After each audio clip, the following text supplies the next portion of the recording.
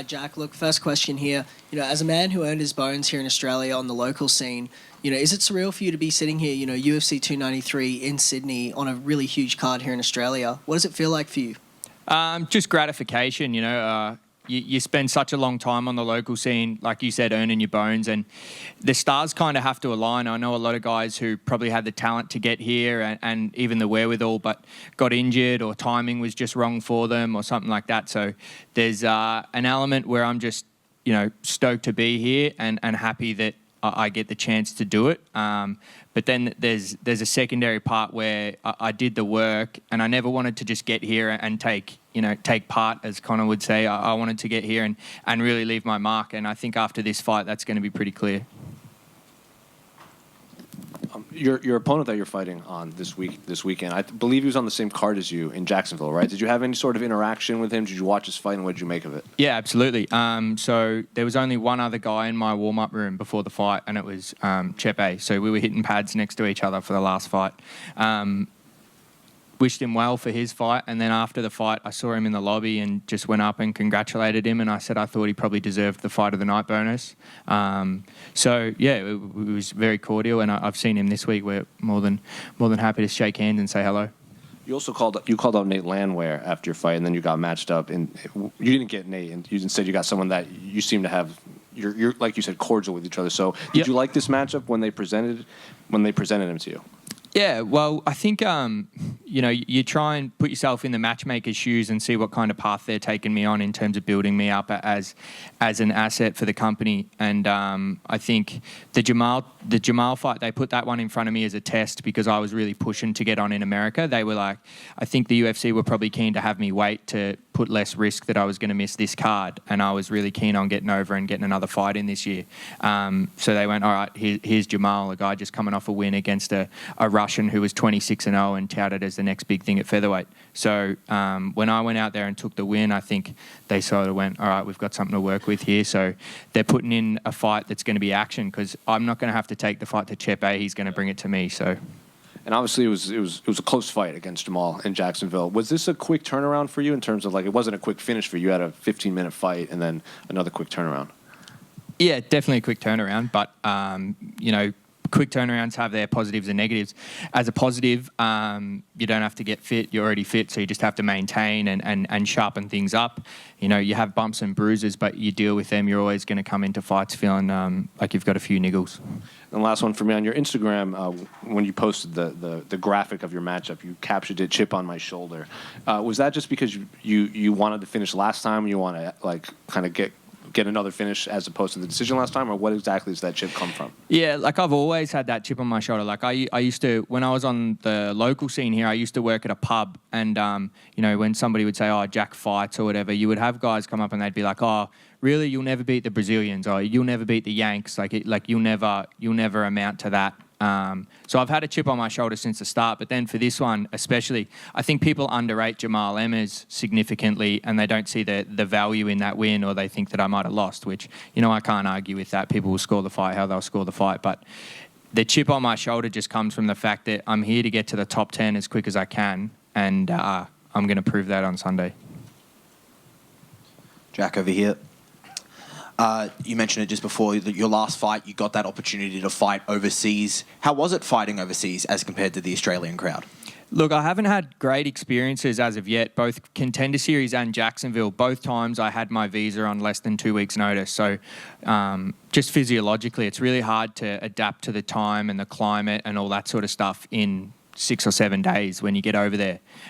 So for me, it's just about the next time I go over there, getting the 2 or 3 weeks, because I've got a 2-year visa now for the US. So hopefully after this one, I'll get back to the US again, and I'll have 2 or 3 weeks there where I can really adjust to the time, and then I'll give you a better assessment of how I like it over there. You're no stranger to fighting in Australia, obviously coming up through the Australian scene, but to be fighting on the biggest stage in your home country, what does that mean to you? Yeah, it's huge for me. I've got a heap of people coming up from Melbourne, just as I did when they come out from Perth, and a lot of people in Sydney. And I think now that I've had a couple of fights, I'm starting to get a little bit of name recognition on the cards, and people are excited about watching me fight. And, that just G's me up. I'm just more excited to be here. And real quick, finally from me. You're a teammate of yours is meant to be fighting later this week on Eternal, but that fight's fallen through. Can you tell us anything about that? About why the fight fell through? If you can, if you can't, I understand. Look, a multitude of factors, but the main one being miscommunication, I believe. Thank you very much. Jack, originally you called out Nate Landwehr for this card. With a win on Sunday, do you feel like you would have earned that shot against Nate next?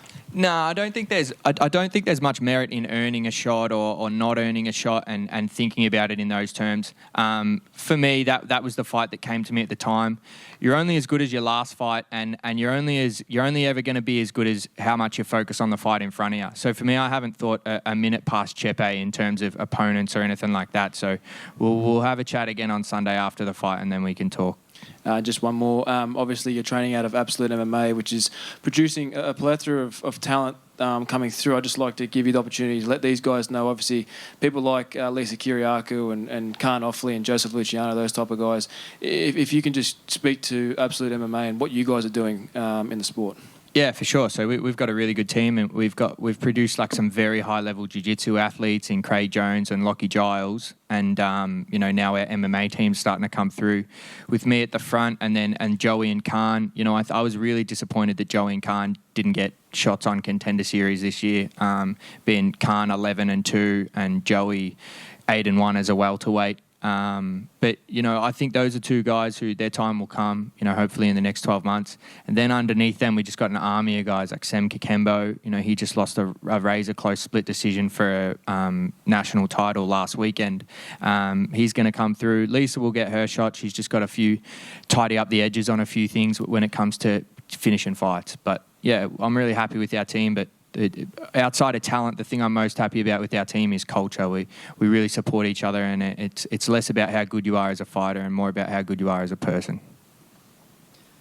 Jack, do you feel a performance this weekend where you can display your skill sets in all areas of the game? Do you think even a performance like that would silence any doubters that are out there, or do you think that doubters are just going to be part and parcel of your career as you move up the ranks? Yeah, people are always going to doubt you. I'm not really fussed about it though. Yeah, the only thing I'm concerned about after this fight, I don't care what they're saying as long as people are talking about me, whether people are saying he belongs in the top 15 or whatever. As long as they're talking about the performance, then I'll be happy.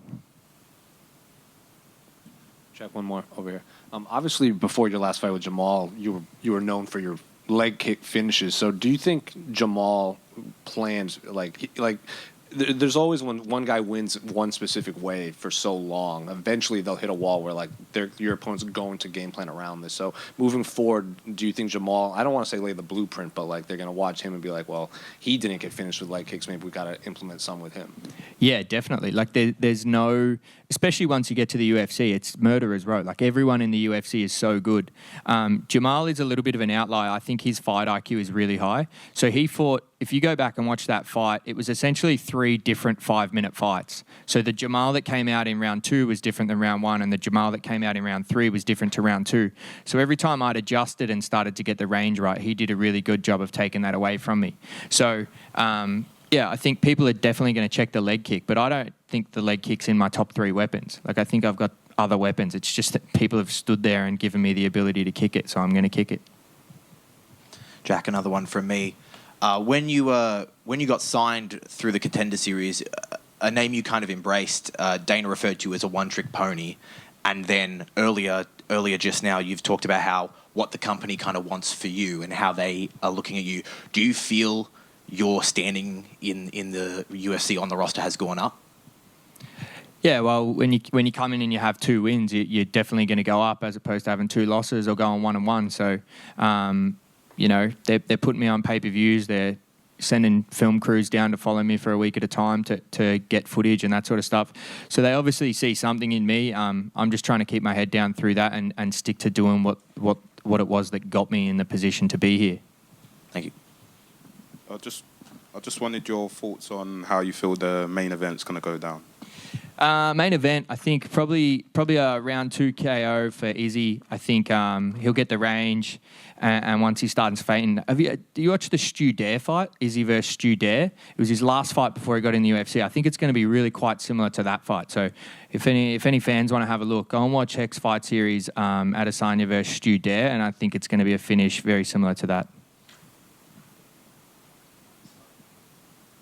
You guys are quiet over on the right here. Speaking of fans, have you, with your success in the UFC, have you brought on Ben Pete as your researcher yet? Nah, not Ben Pete. He gives me a little note before fights and sort of tells me what his thoughts on each fight are. I actually just had this conversation where somebody asked me, what's going to happen for a fight if Ben P messages you and he disagrees with your game plan? Because I said most of the time now he'll message me and he'll go, I think you should do this, or he does this poorly. And I go, yeah, that's what I've seen, or that's what my coaches have seen. Whereas if he messages me and goes, I think you should grapple, and my plan has been to strike, it's going to be quite a moral position for me to be in. I'll be like, do I go with Ben P or go with my gut on this one? But we've agreed so far, so that's been good. Has he reached out for this fight? Yep. I imagine you don't want to give away your secrets before the fight. Ben P, for this one, he pretty much said, you're better than him everywhere. Avoid the car crash in the first 30 seconds to a minute and then pick him apart on the outside. Can't wait to watch it unfold. Thank you. Thank you, brother.